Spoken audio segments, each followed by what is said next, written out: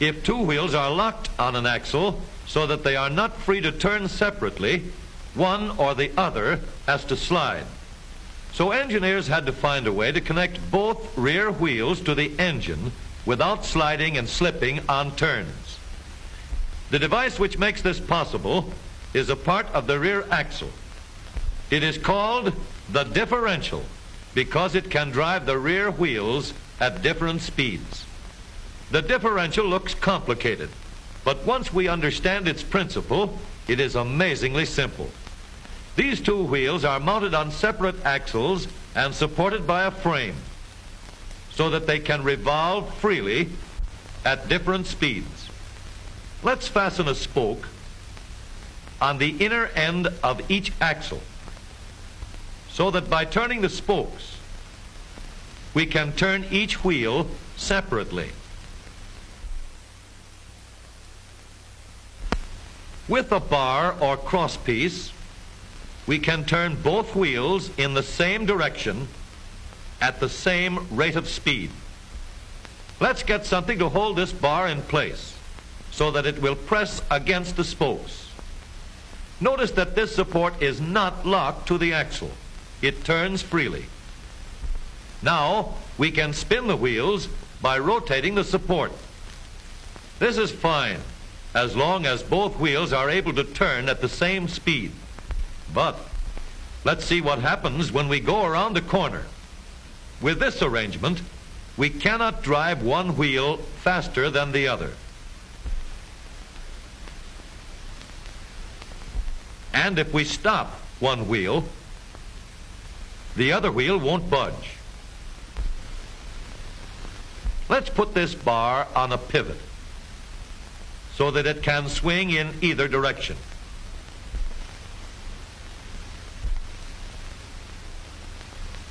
Now, the bar can still turn both wheels at the same speed.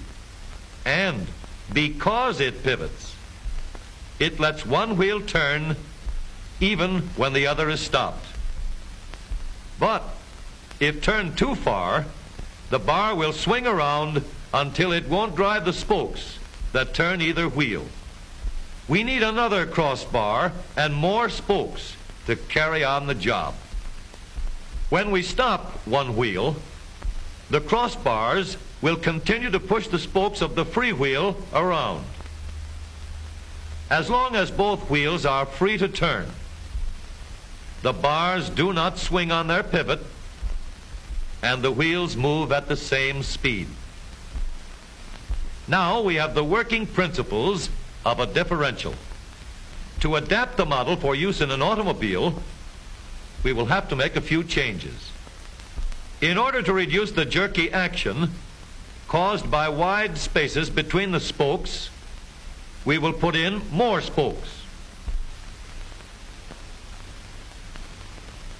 Further filling in the spaces between the spokes gives steadier, more continuous action, and changing the shape gives firm, constant contact.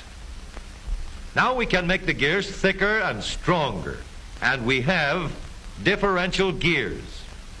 The edges are cut so that they will fit together more smoothly and silently, and another gear is added to share the work of driving the axles.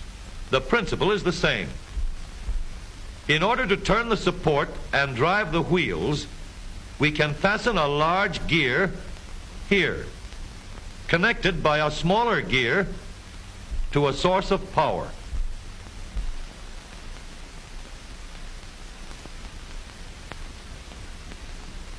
Notice that the power is connected to the differential at the center line. We can make our model more compact by moving the gears closer together.